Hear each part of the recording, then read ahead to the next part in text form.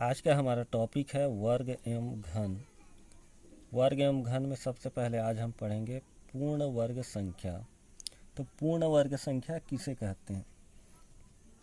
तो देखो, पूर्ण वर्ग संख्या ऐसी संख्या है जो कि उसी संख्या से गुणा करके प्राप्त की जाती है या की गई है। इसमें उदाहरण जैसे मैं लिखा हूँ अभी 25 बराबर 5 गुणित 5, 5 पच्चे 25 मिल गया। एक उदाहरण है जैसे 36 बराबर 6 गुणित 6, 6 छिक्का 36 मिल गया हमको। ठीक है, इसको एक आसान तरीके से और समझने के लिए ये है, जैसे हम लोग पढ़े हैं पहले भी वर्ग के बारे में। ये मैं बना दे रहा हूँ, वर्ग का चित्र बना दिया। ठीक है, वर्ग में सभी भुजाओं की लंबाइयाँ जो है हमेशा एक समान होती हैं। इसका अगर क्षेत्रफल हम निकालते हैं तो भुजा गुणित भुजा करते हैं। ठीक है, भुजा गुणित भुजा मतलब ये भुजा है ये भुजा है।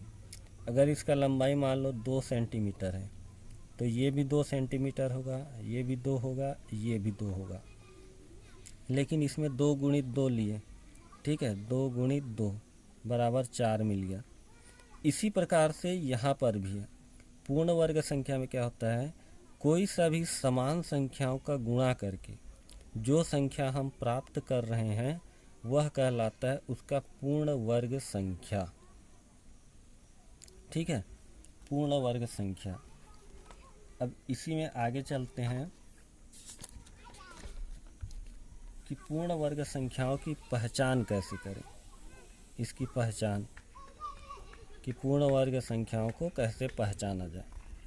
तो इसका पहचान क्या है, जैसे अगर मान लो छोटा संख्या है, ये जैसे 25 लिए हम, 25 को हम आसानी से मुंह में बोल सकते हैं कि 5 गुणित 5, 5 पच्चे 25 होता है। 6 लिए, 6 छिक्का 36 होता है। अगर छोटा संख्या लेते हैं, अगर 4 लेते हैं तो 4 2 दूनी 4, तो ये आसानी से हम निकाल सकते हैं। लेकिन अगर इसी को अगर हम संख्या बढ़ा दें, मान लो अगर मैं बोलूँ 109, 109 पूर्ण वर्ग संख्या है या नहीं है पता कीजिए। तो ये क्या है, हम आसानी से अपने मुंह से नहीं बोल पाएंगे। अगर कहा जाए 1000, 1000 पूर्ण वर्ग संख्या है या नहीं है, तो ये भी आसानी से बता पाना मुश्किल हो जाएगा। एक और उदाहरण जैसे 878 ले लिए, तो ये पूर्ण वर्ग संख्या है या नहीं है, कैसे पता करें? तो ये क्या है, छोटे संख्याओं को हम आसानी से मुंह में हल कर सकते हैं, आसानी से बता सकते हैं कि ये पूर्ण वर्ग संख्या है या नहीं है। लेकिन जहाँ पर अगर बड़ा संख्या आ जाता है उस स्थिति में इसकी पहचान करना क्या हो जाता है, थोड़ा सा कठिन हो जाता है। तो ऐसी स्थिति में हम क्या करेंगे, इसके पहचान करने के लिए एक तरीका है। इस तरीके को हम कहते हैं अभाज्य गुणनखंड विधि। अभाज्य गुणनखंड विधि, अभाज्य गुणनखंड विधि। ये जो अभाज्य गुणनखंड विधि है, एक और विधि है इसमें, अभी ये पहला लेके चलते हैं। ठीक है, अभाज्य गुणनखंड विधि। तो इस गुणनखंड विधि में क्या किया जाता है, आप लोग 6वीं 7वीं में भी जो पढ़े हो, ये रहता है लगभग लघुत्तम समापवर्तक जैसा निकालते हैं, बिल्कुल वैसा ही तरीका है। लघुत्तम समापवर्तक जिस प्रकार से भाग दे के निकालते हैं, ठीक है, ऐसे लाइन खींच के इस प्रकार से जो निकालते हैं वैसे हैं। देखो कैसे, जैसे एक छोटा सा उदाहरण ले लें हम 144।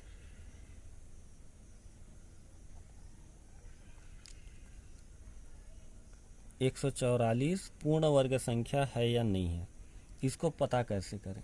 ठीक है, तो 144 का अभाज्य गुणनखंड क्या होगा, 144 का अभाज्य गुणनखंड बराबर, ये बराबर यहाँ लिख दिया। अब इसको क्या करना है, ये जो अभाज्य गुणनखंड विधि है, 144 लिख दिए यहाँ, 144 लाइन खींच दिए। ठीक है, नीचे से ऐसे लाइन खींच दिए जैसे लघुत्तम निकालते हैं। अब 144 को भाग देना है हमको, तो सबसे छोटा से छोटा संख्या लेना है। सबसे पहले इसी संख्या को छोड़ दो, एक को छोड़ दो, एक से तो हर संख्या भाग जाता है, ठीक है, इसीलिए एक को छोड़ देना। अब एक के बाद एक इससे भाग जा सकता है, ये भाग जा सकता है 2 से, तो हम 2 से भाग दिए, 2 सत्ते 14, 2 दूनी 4, हमको मिल गया 72। अब 72 को फिर से हम देखेंगे छोटी से छोटी संख्या से भाग देना, तो ये छोटी से छोटी संख्या क्या जाएगा, आखिरी में फिर सम संख्या है, फिर ये छोटा छोटा संख्या 2 से भाग चले जाएगा,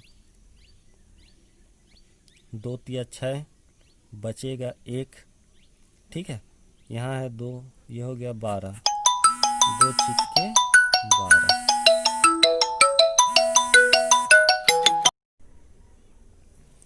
तो ये जैसे 36 आ गया 2 से फिर से भाग देने पे, ठीक है। इसके बाद 36 है, फिर छोटा संख्या लेंगे, ये 2 से भाग चले जाएगा, 2 एकम 2, फिर यहाँ से 1 बच गया, ये हो गया 16, 2 अट्ठे 16, ठीक है, 18 आ गया, फिर 18 2 से भाग चले जाएगा, 2 निया 18। अब यहाँ पर देखो 3 आ गया, तो ये 2 से भाग नहीं जा पाएगा। अब इसको हम भाग देंगे, 2 के बाद छोटा संख्या ले लिए 3, 3 से भाग दिए, 3 तिया 9, ठीक है, 3 बच गया, फिर ये 3 से भाग जाएगा, 3 एकम 3। तो अब इसका 144 का जो अभाज्य गुणनखंड है ये क्या होगा, ये सारे संख्याएं। अब इसको कैसे लेंगे हम, 2 गुणित, पहला वाला 2 ले लिए, 1 बार 2 बार 3 बार 4 बार है 2, तो 2 गुणित 2 गुणित 2 गुणित 2, 4 बार हो गया, फिर 3 गुणित 3 गुणित 3। तो ये हो गया 144 का अभाज्य गुणनखंड। अब इसमें हम क्या करते हैं, हमको देखना है पूर्ण वर्ग संख्या, ठीक है। तो पूर्ण वर्ग संख्या के लिए क्या करते हैं, जैसे वर्ग में भुजा गुणित भुजा हुआ था, भुजा गुणित भुजा समान संख्याओं का 2 बार गुणा, वैसे ही यहाँ पर समान संख्याओं को जोड़ी लेना है।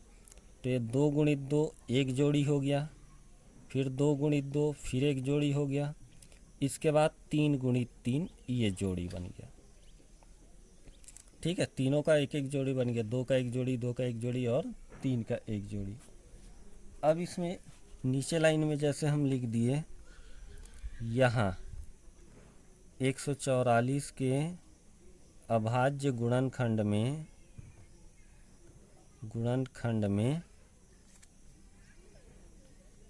या अभाज्य गुणनखंडों के जोड़ी बन रहे हैं या जोड़े बन रहे हैं, जोड़े बन रहे हैं, ठीक है। एक लाइन ऐसे लिख देना है, फिर नीचे लाइन में आ जाएगा, अतः 144 पूर्ण वर्ग संख्या है। इसमें बस एक चीज़ ध्यान रखना, जहाँ पर सभी संख्याओं का जोड़ी बन जाएगा तो वो कहलाएगा पूर्ण वर्ग संख्या, ठीक है। जैसे 144 पूर्ण वर्ग संख्या है, 2 का जोड़ी बन गया, फिर 2 का जोड़ी बन गया, 3 का जोड़ी बन गया, एक भी और कुछ भी संख्या यहाँ पे नहीं बचा, मतलब जितने संख्या थे उन सभी का जोड़ी यहाँ पर बन गया। और जिस संख्या का अगर जोड़ी नहीं बनता है तो वो पूर्ण वर्ग संख्या नहीं कहलाता है। जैसे उसका भी एक उदाहरण अभी मैं बता रहा हूँ आपको, ठीक है। एक उदाहरण ले लेते हैं, जैसे 256 का, 256 का ले लिए। अब 256 का अभाज्य गुणनखंड,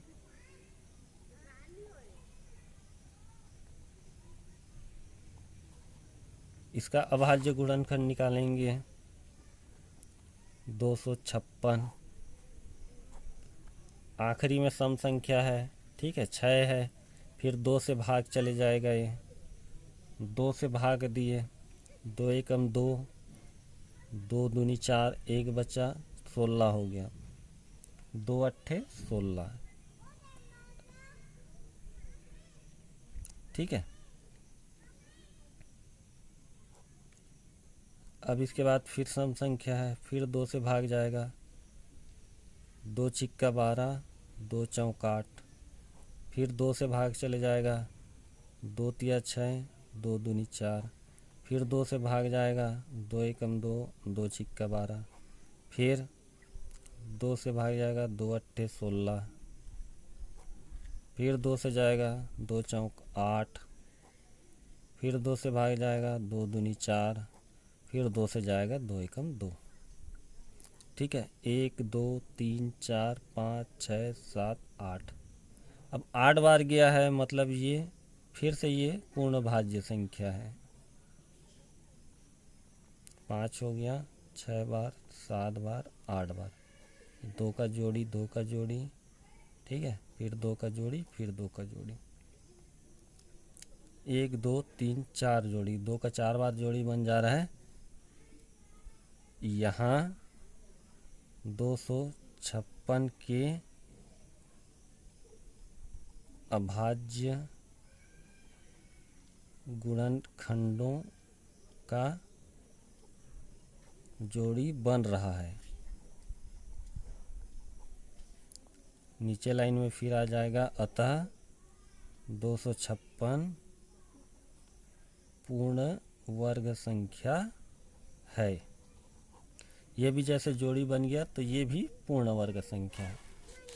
अब इसके बाद जो पूर्ण वर्ग संख्या नहीं है उसका देखते हैं एक और उदाहरण। अगले में इसी 256 को क्या कर देते हैं हम लोग, चलो 252 कर देते हैं, 252। ठीक है, 252 का अभाज्य गुणनखंड,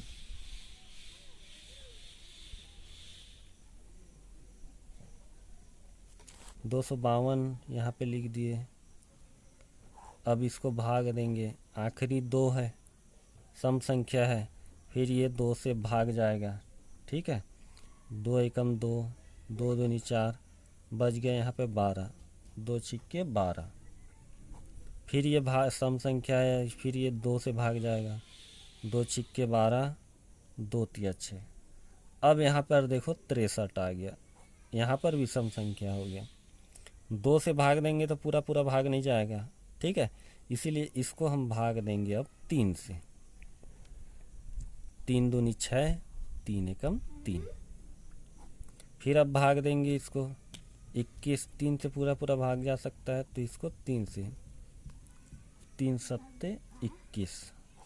अब यहाँ बचा 7, 2 से, 3 से, 4 से, 5 से, 6 से ये भाग नहीं जाएगा, सीधे सीधे इसको हम भाग देंगे 7 से, तो ये हो जाएगा 7 एकम 7। ठीक है, ये अभाज्य गुणनखंड निकाल लिए। अब यहाँ पर क्या करना है, इसका अभाज्य गुणनखंड है 2 गुणित 2 गुणित 3 गुणित 3 गुणित 7। 2 का जोड़ी बना, 3 का जोड़ी बना, लेकिन यहाँ पर 7 का जोड़ी नहीं बन रहा है। ठीक है, अब इसी में एक लाइन हमको क्या लिखना है, यहाँ इसमें 7 का जोड़ी नहीं बन रहा है।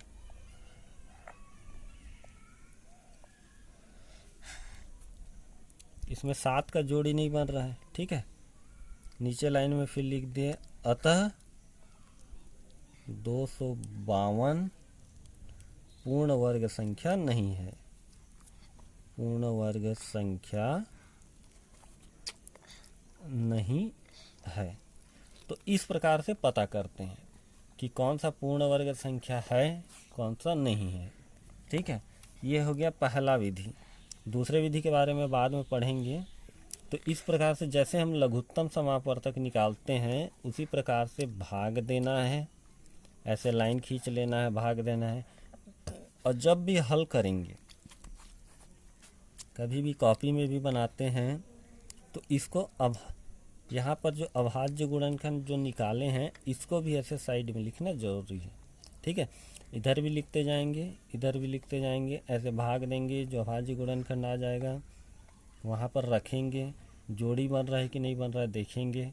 जोड़ी बन जाता है तो पूर्ण वर्ग संख्या है, और अगर जोड़ी नहीं बनता है तो पूर्ण वर्ग संख्या नहीं है। ठीक है, चलो अब इसके आगे देखते हैं। तो आप लोगों के लिए आज के लिए होमवर्क है आपका, पूर्ण वर्ग संख्या है या नहीं है जांच कीजिए। ठीक है, मैं कुछ प्रश्न दे रहा हूँ, आपकी किताब में भी मिल जाएगा। आपकी किताब में पेज नंबर 3 में दिया हुआ है ये, तो इसको एक बार जांच करना है, जांच करके अपने कॉपी में लिखना है, देखना है। ठीक है, तो इसमें पहला जो है, सबसे पहला है 164, दूसरा है 256, तीसरा है 81, चौथा है 120, पांचवा है 576, छठवां है 205, सातवां 625, आठवां 324, नौवां 216 और लास्ट 10वां 196। तो इन प्रश्नों को किस प्रकार से हल करना है अभी ये मैं जैसे बताया हूँ। ठीक है, 256 का अभाज्य गुणनखंड निकाले, इसी आधार पर चेक किए, अगर जोड़ी बन रहा है तो पूर्ण वर्ग संख्या है, और जोड़ी अगर नहीं बन रहा है, ठीक है, जैसे 252 के में जोड़ी अगर नहीं बन रहा है तो पूर्ण वर्ग संख्या नहीं है।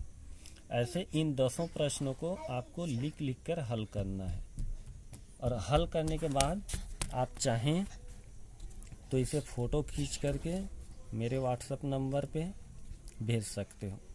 ठीक है, जैसे कॉपी में हल कर लेते हो, कंप्लीट कर लेते हो, फ़ोटो खींच के आप मेरे व्हाट्सएप नंबर पे भेज सकते हो। ठीक है, तो ये तुम लोगों का होमवर्क है। नेक्स्ट इसके आगे का फिर मैं नेक्स्ट वीडियो में आपको बताऊंगा। ठीक है, अभी तक यहाँ तक कंप्लीट करो, और ज़रूरी नहीं है कि ये सिर्फ 10 क्वेश्चन करो। अगर ये 10 तुम्हारा 1 घंटे 2 घंटे में अगर कंप्लीट हो जाता है तो और बहुत सारा क्वेश्चन ट्राई करते रहना, क्योंकि ये तुम्हारा आगे बहुत काम आएगा। ठीक है, तो ऐसे अभाज्य गुणनखंड निकाल के ट्राई करते रहो। ठीक है, ओके, थैंक यू।